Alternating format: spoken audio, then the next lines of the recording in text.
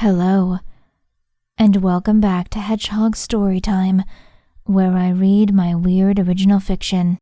The following story is part of the Edie Valley Project, linked to the playlist in the description below.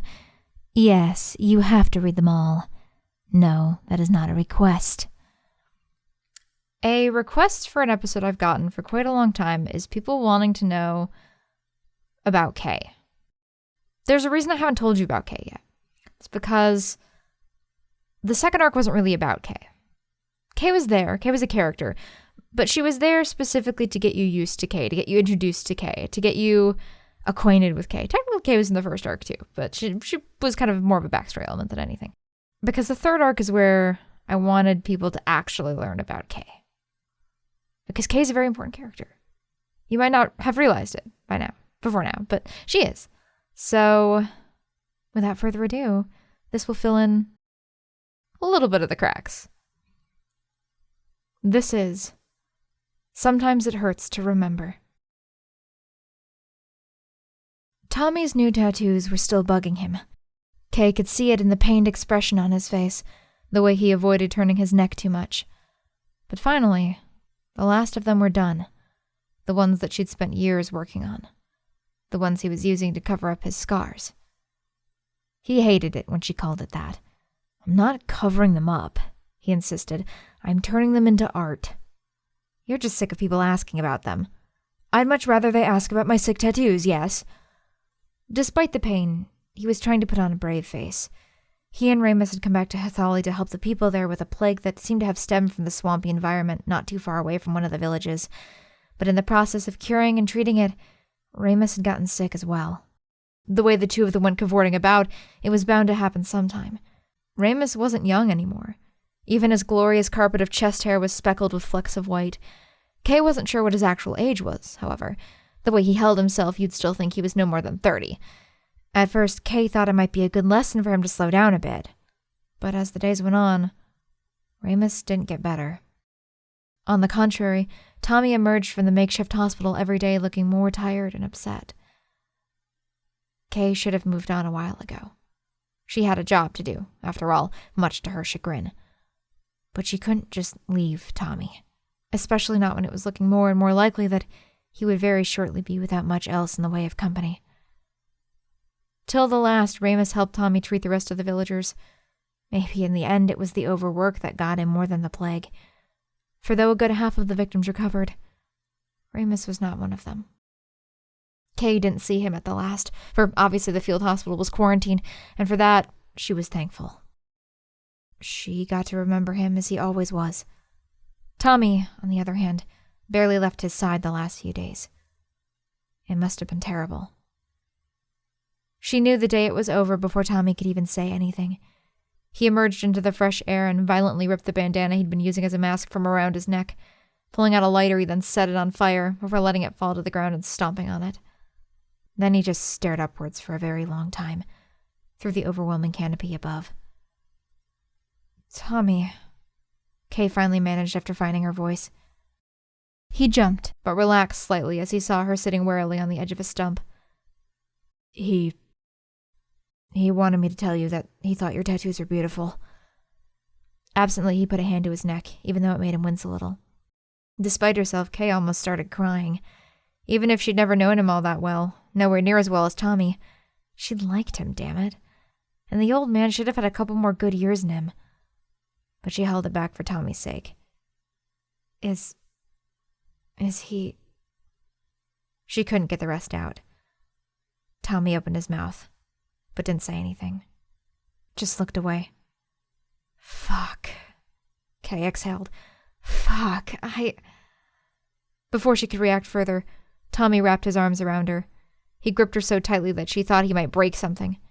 He didn't cry, though he was shaking so badly that for a moment she thought he might be. Normally she would have squirmed her way out of his grasp ages ago, but now she resigned herself to let him for as long as he needed. After a solid several minutes, Tommy spoke. "He left me Matilda." Kay pulled away, just a little, to look at his face. He seemed in that moment like an entirely different person.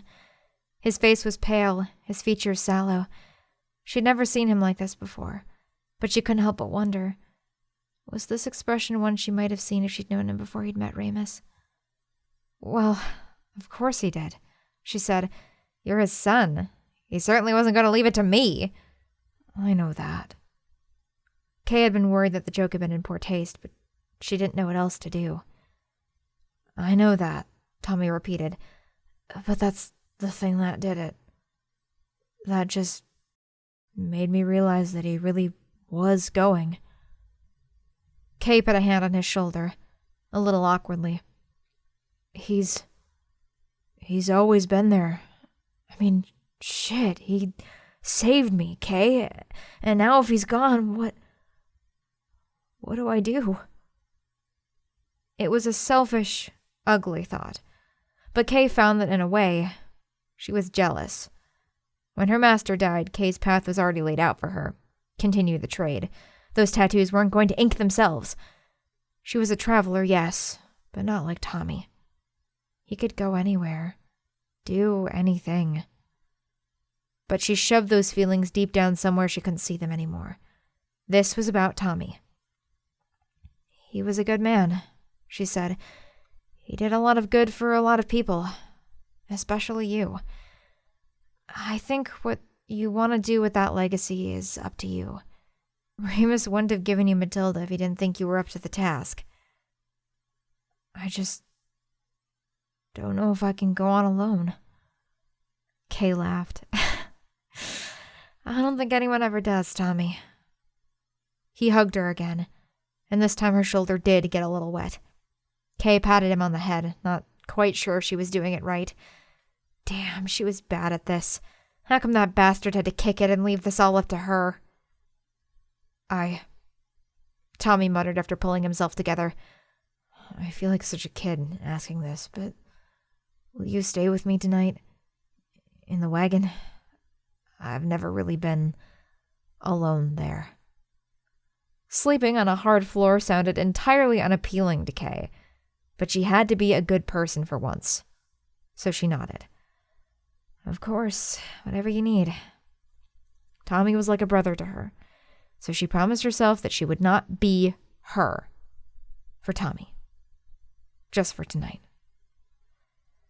Yet, as the day went on, and then the night, Kay couldn't help that her mind started working. She felt so helpless, just sitting there watching Tommy fall apart. Of course, eventually he would get better. She knew this. The enormous hole that Ramus had left behind would first scab and then scar. But it was a huge hole. It would take such a long time. It would cause him so much pain. And Kay was not the most patient person, even at the best of times. As she lay on Matilda's floor, which had proved to be even harder than she'd imagined, Kay racked her brain desperately for something she could do, something that would make him better. Even if she hadn't genuinely cared for him like she did, the fact was that he'd done more than he could have possibly imagined for her. Now she owed him a debt, so that must be something. Even the very first time they'd met, he'd given her the one thing that she was going to wish to that rift. A friend. For a second, Kay paused. Both Tommy and Ramus had told her that the rift didn't grant wishes. And yet it had, hadn't it? She'd asked it for a friend, and Tommy had been there. It was probably a total coincidence. But this very village was the one where they'd first met. The rift, what remained of it at least, was a short hike away through the trees. She could go right now if she wanted.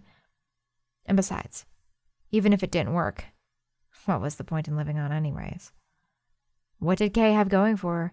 A job she hated and a hopelessly backwater reality to live and die in? Now that she knew there was more out there, she longed to see it. Tommy's many realities. He could go anywhere he wanted, do anything. He had seen things that she could only imagine. In the end, even if something happened to her, then it should be fine, right? Tommy was the only friend she had. It's not like there would be anyone else to miss her. So, quietly, as quickly as she dared, Kay threw off the blankets and crept along the floor on her hands and knees. She almost made it to the door when Tommy rolled over, still half asleep. "Where are you going?" he mumbled, She couldn't tell him. If she did, he would try to stop her. So Kay did what she did best. "The moon people need me," she lied. "I'll be back in a minute." "Okay, warrior princess." He rolled over and went back to sleep. Kay sighed with relief as she opened the door and slipped outside. It was much cooler out here, and the air was filled with the sounds of the various nocturnal creatures that called Hethali home. Kay shivered in the chill and grabbed a shawl from her pack before setting off into the woods. The darkness inhibited her somewhat. Usually you didn't travel through the woods at night, but with her lantern stretched out in front of her, Kay made do. She hadn't been to the rift since she and Tommy had gone searching for it all those years ago. Despite that, she still knew the way. Though it had been closed for years now, everyone nearby knew exactly where it was, mostly so it could be avoided at all cost. Her mind remained surprisingly clear throughout her trek. She'd already made it up, after all. Yet, she almost wished that it would wander, as her walk was so eerily quiet and slow without it. Finally, her foot fell onto a patch of bare earth, and Kay knew she had made it. In the years since it had first formed, the rift had killed most of the plant life surrounding it.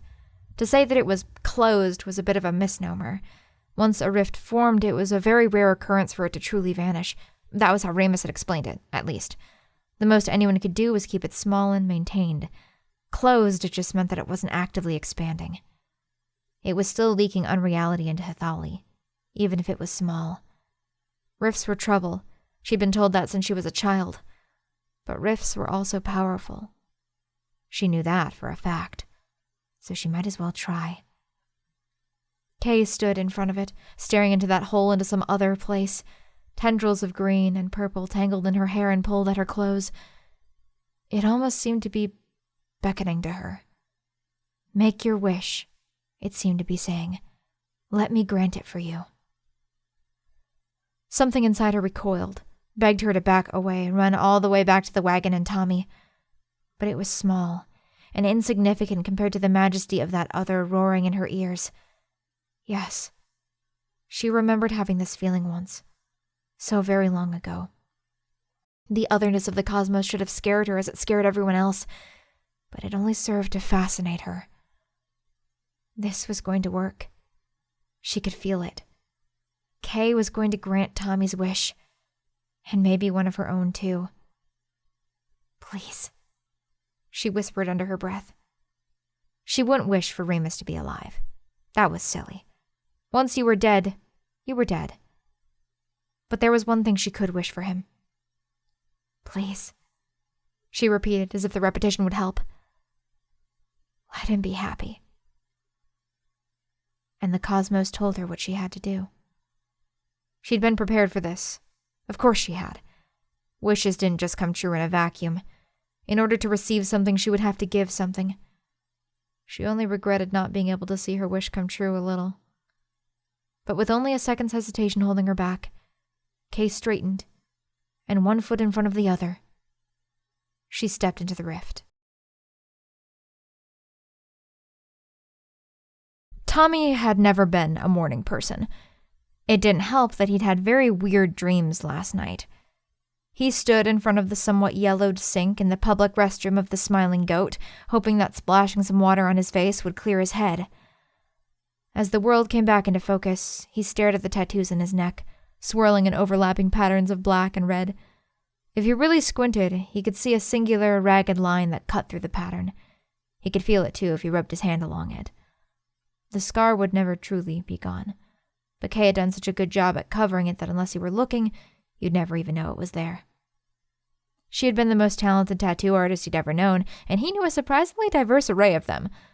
A shame she'd hated her talent with such a passion that she'd often said she'd be happiest if her tools one day just broke in her hands. It had been a long time since he'd found himself thinking about her. So much had been going on, after all. For a second, he wondered what had even brought the thought on in the first place. But then he remembered. Hadn't her name come up not once, but twice, just the other day? At the syrup factory? Of course, Tommy hadn't really known what had happened to her. The last time he'd seen her had been the night after Ramus died.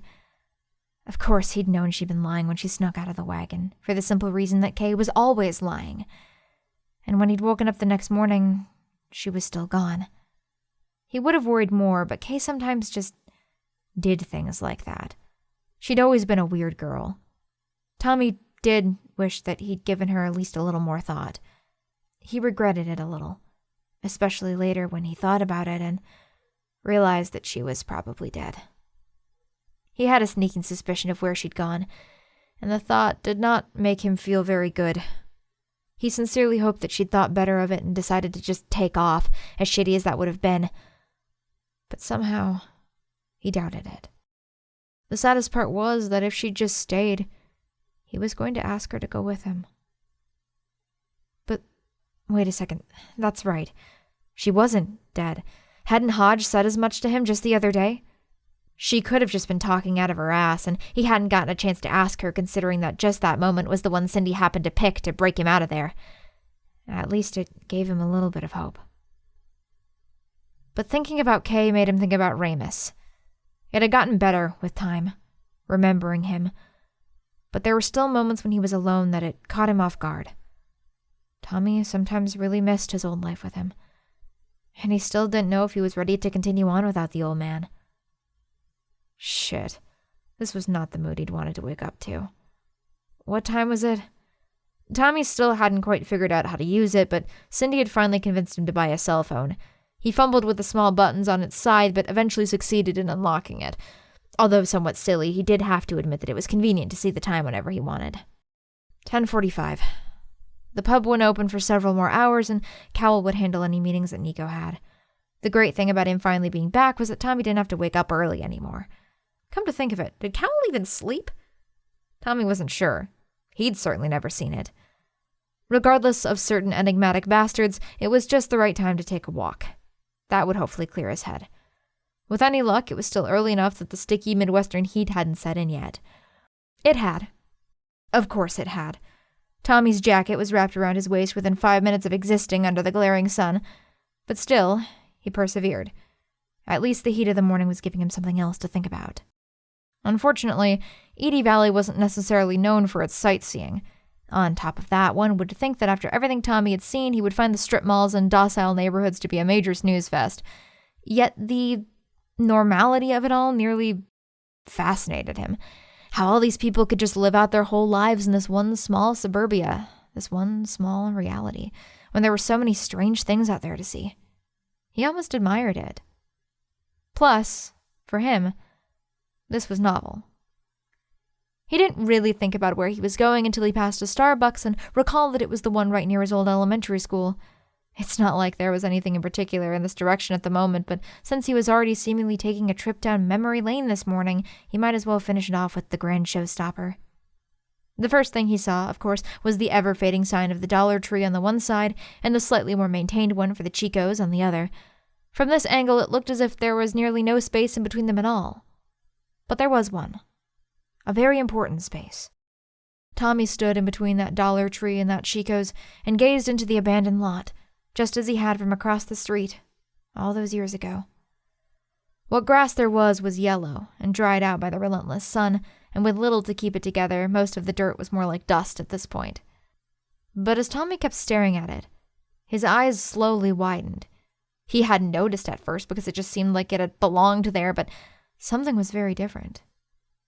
The lot wasn't abandoned at all, for sitting smack dab in the middle of it, as if waiting for him, was a faded gypsy wagon. Matilda was back.